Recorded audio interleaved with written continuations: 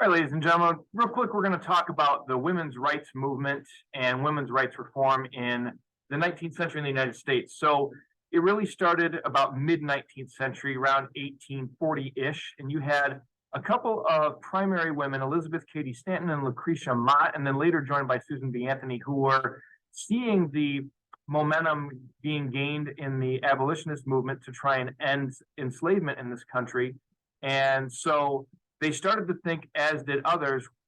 if we can help bring equality and opportunity for this group of people, why not also include women who obviously make up a big portion of the population? So in 1848, they organized a convention in Seneca Falls, New York, where they met to discuss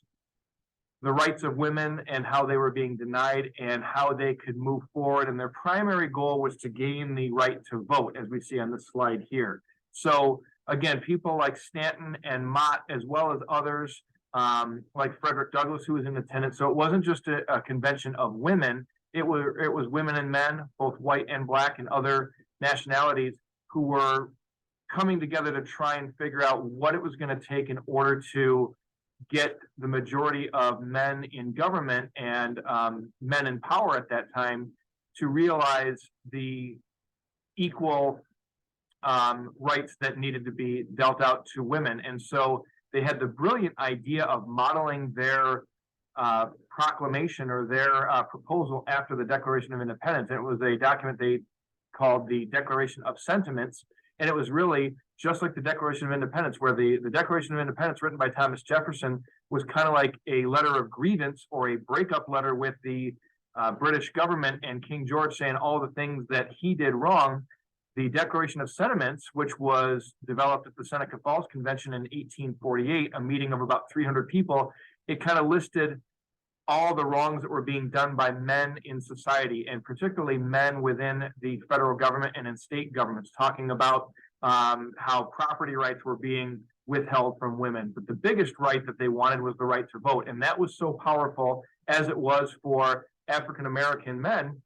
was if you have the power to vote, you have the power to elect somebody or people who are more likely to bring about change and who are likely to better represent you and your demographic and your needs and your desires, your politics, as opposed to just going with those who are eligible to run. So while the right to vote was not granted to women until 1898 with the passing of the 19th Amendment, it at least started forward this movement of women's rights reform. And in all honesty, I think it helped trigger the movement of rights for African Americans in general, particularly African American men, because we saw with the passing of the 15th Amendment, African American men were given the right to vote. And while women were hoping that it was, and it was talked about on whether the 15th Amendment should include the right to vote for not just people of color, but also women or, all genders, it didn't pass until 1898, but still it was a movement in the right direction. And thanks in large part to, again, people like Elizabeth Cady Stanton, Lucretia Mott, and then Susan B. Anthony was really kind of like the mother of suffrage, who really took it on after the Civil War, starting in 1868, starting organizations and societies and movements to really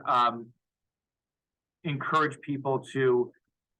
consider and then eventually give women the right to vote, which, like we said, came about with the passing of the 19th Amendment in 1898.